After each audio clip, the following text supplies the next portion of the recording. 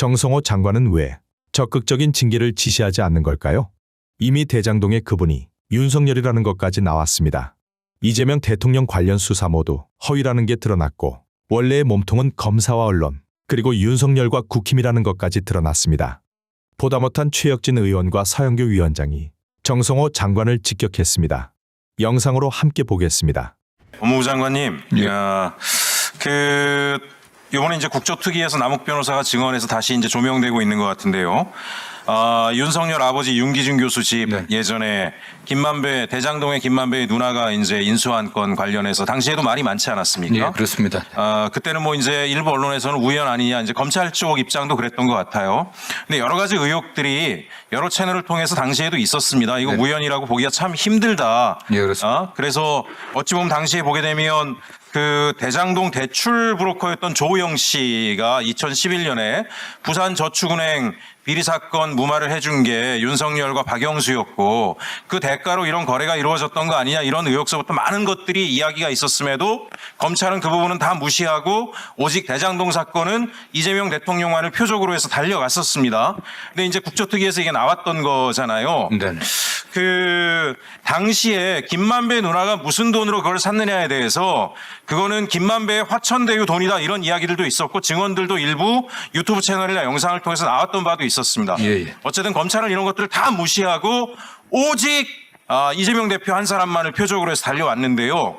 제가 작년엔가 이 사건 관련해서 계속 저도 들여다보다가 그때 의혹의 하나로 또 봤던 것 중에 하나가 제가 이 집 등기부 등본을 봤어요. 띄어서. 등기부 등본이 어떻게 되어 있냐면 여기 몰수 보전이 되어 있습니다. 몰수 보전이. 범죄 수익이라는 거로 해서 법원이 몰수 보전이 되어 있어요. 그러면 이거는 대장동 자금이다라고 법원이 본 게 아닌가? 라는 의심이 들었고 그러면 결국 이 돈이 김만배 누나의 개인적인 돈이 아니라 대장동 화천대유의 돈이 김만배 누나를 통해서 건너갔다라고 하는 것이 되는 것이고 윤석열이 대장동 사건에 깊숙하게 연루돼 있다라고 하는 하나의 증거가 되는 것인데 이런 것들이 왜 검찰이 모를 리가 없었는데 다 무시하고 이렇게 진행돼 왔을까? 그런 차에 마침 지금 남욱 변호사가 박영수가 다리를 놔서 거래가 이루어진 거다라고 하는 이야기가 나오지 않았습니까? 그래서 장관이 오늘 마침 이제 부패재산 몰수부터 해서 여러 가지 법안들이 되는데 저는 이 사건을 다시 들여다봐야 된다는 생각을 합니다. 그래서 2019년에 윤석열 아버지 윤기준 교수 집 거래뿐만이 아니라 당시에 이미 어떤 말까지 있었냐면 대장동의 그분은 이재명 대통령이 아니라 윤석열이다라고 하는 이야기가 공공연히 나왔음에도 불구하고 검찰은 전혀 이것을 지켜보거나 바라보지 않았다. 저는 만약에 이 조사 과정에서 대장동 수사팀이 이런 여러 가지 의혹의 정황들을 발견했음에도 불구하고 윤석열과 관련된 것들은 전부 다 발라내고 오히려 이재명 대표를 엮으려고 왜곡 조작했다라면 이 범죄는 정말 가중처벌돼야 될 정도로 심각한 범죄다라고 생각을 합니다. 그래서 장관님 이 부분에 대해서 어제 남욱 변호사의 증언까지 나왔으니 다시 한번 좀 법무부 차원에서도 이 사건 전체를 다시 한번 들여다봐야 되지 않을까 생각하는데 어떻게 생각하십니까? 예, 뭐 의원님 지적이 충분히 뭐 합리적으로 네. 의심할 만한 부분이 있다고 저는 생각하고 있습니다. 다만 네. 저희들이 어떻게 이걸 새롭게 파악할지는 좀 면밀히 검토를 하고요. 네. 저도 뭐 관련된 사건은 그 당시 기록들을 많이 봤습니다. 그 당시도 사실 네. 의심스러웠던 점들이 있었던 거고 특히 이번에 남욱 변호사의 진술과 관련해서는 저희들이 면밀히 다시 볼 수 있는 그 방법을 좀 찾아보도록 하겠습니다. 알겠습니다. 법원행정처장님. 네. 제가 최근에 이제 법 개정안을 2개를 냈어요. 법원조직법 개정안하고 헌법재판소법 개정안을 냈는데 내용은 뭐냐면 지금 헌법재판관 대법관, 특정 학교 출신이 2분의 1을 넘지 못하도록 법령에 정하는 법안을 냈습니다. 근데 제가 이걸 왜 냈냐면 헌법재판관님들 9분을 보니까 9분이 전부 다 서울대 출신이고 그중에 8분인가가 아마 서울법대인 것 같더라고요. 그다음에 지금 대법관님들 같은 경우에 13분 중에 12분이 서울법대 출신이에요. 제가 이상했던 게 판사 임용의 비율이 어떻게 되나 봤더니 서울법대가 한 40% 내외 정도 이렇게 돼요. 지난 법원행정처장님한테 제가 여쭤봤습니다. 임용되는 판사가 출신 학교에 따라서 능력치의 차이가 많이 나냐? 그랬더니 당시 법원행정처장이 능력치의 차이가 없고 모든 판사는 양심과 법률에 따라서 공정하게 국민을 위해서 재판을 한다고 답변을 했어요.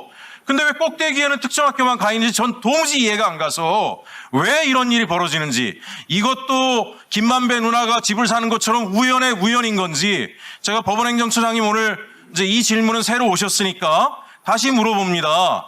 도대체 판사들은 여러 대학에서 골고루 나오고 있는데 왜 헌법재판관과 대법관은 특정 대학 출신들이 다 하고 있는 이유가 뭐냐? 판사를 하다 보니까 특정 대학 출신들이 역량이 아주 탁월한가요? 이유가 뭡니까? 그 얘기를 좀 듣고 싶습니다. 예? 네, 그 이유에 관해서 뭐 말씀드리기는 어렵습니다만은 그 헌법재판소 재판관은 차치하더라도 대법원에 구성된 대법관의 구성은 다양화해야 된다라는 사회적 요구가 목소리가 크다는 것은 잘 알고 있습니다. 그럼 그에 대한 조치를 하시겠습니까? 제가 그걸 법 개정안에 대해서도 긍정적으로 바라보시겠습니까? 그 법안을 아직은 살펴보지 못했는데요. 그런 사회적 요구를 잘 알고 있으니까 그런 관점에서 보도록 하겠습니다. 제가 잠깐 좀 법무부 장관님께 드릴 말씀이 있어서요. 한번 들어봐 주세요. 네. 없었던 일처럼 하더니 이제 최창형 얘기를 꺼내더라고요. 최창형 얘기를 꺼내더라고요. 저희가 이걸 재창형으로 들립니다. 예. 그렇죠. 오늘 들어보니까 재창형으로 들리긴 하지만 네.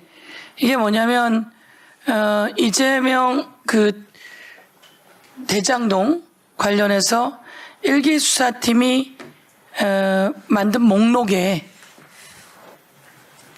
정령하게 10년간 녹취록이에요. 녹취록에 재창형이라고 그들하고 이야기하는 사람이 있는 거죠.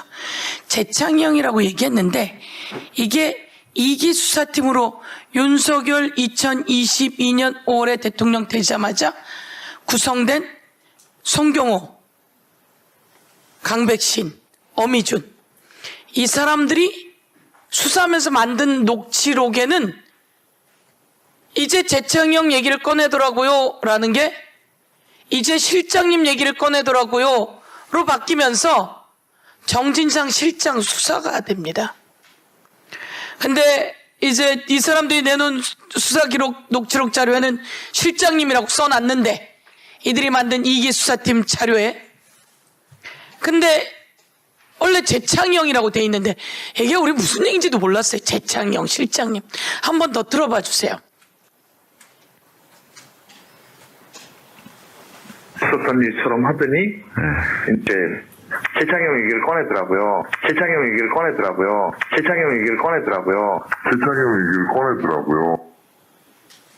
그 다음 사람들 재창형으로 들립니다. 예. 그렇죠. 오늘 들어보니까 재창형으로 들리긴 하지만 본인 송경호 지검장, 강백신 부장, 그쵸? 이들이 자기들도 재창형으로 들린다는 겁니다. 그런데 자기네가 내놓은 수사 기록에 법원에 압수수색 영장도 보냈을 것이고 체포영장도 보냈을 것이고 온갖 것을 하는 그 기반으로 정진상을 잡으러 가고 기소하는 데는 저 내용을 넣은 거죠. 그리고 다음 한번 또 들어봐 주세요. 이게 이번에 확인된 건데요. 요거는 쌍방울의 유일한 물증 딱 하나입니다. 요 문건. 유일한 물증. 근데 요 사진을 딱 보면 똑같아요. 글씨체가.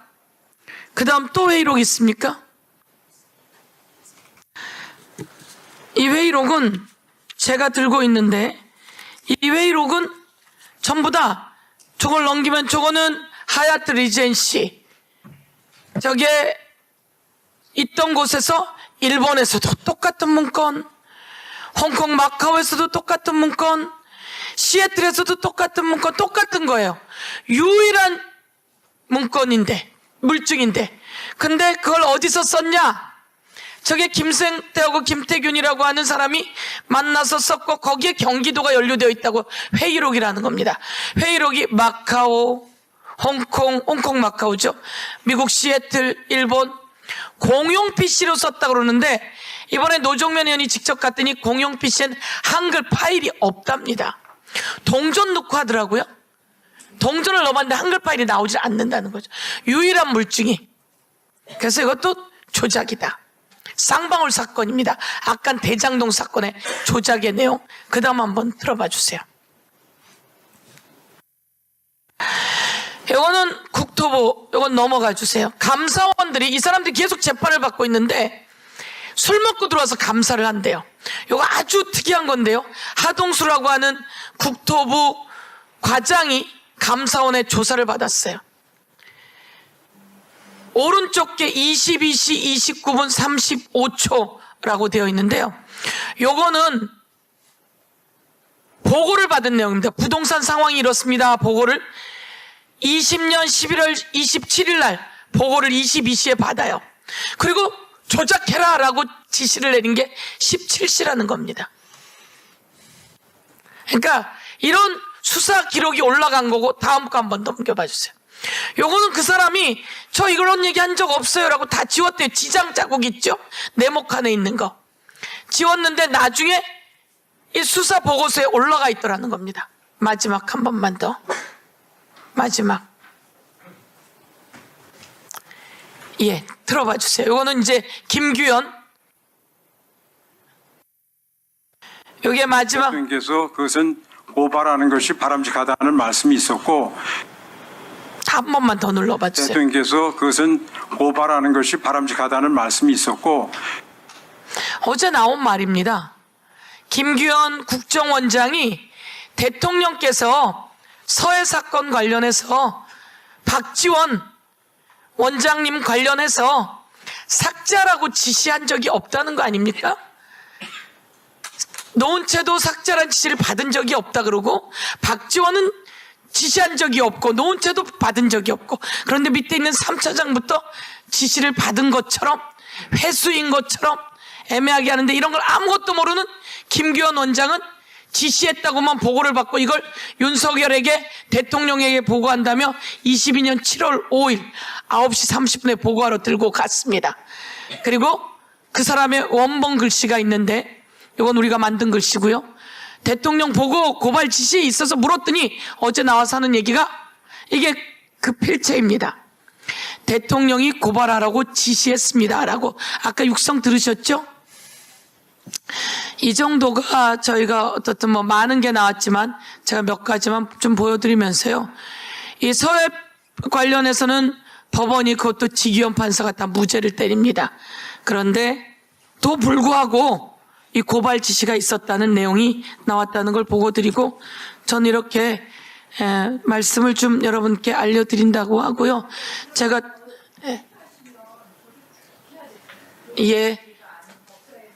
그래서 우선 제가 드리는 말씀은, 법원이 압수수색 영장 아니면 구속영장 할 때 법원처장 직무대행님 꼭 좀 잘 보셨으면 좋겠어요. 다 보라고 그러세요. 이 압수수색 영장이 맞나? 근데 이게 조작된 게 올라오고 이랬다는 거예요. 그런 내용 보시고, 예,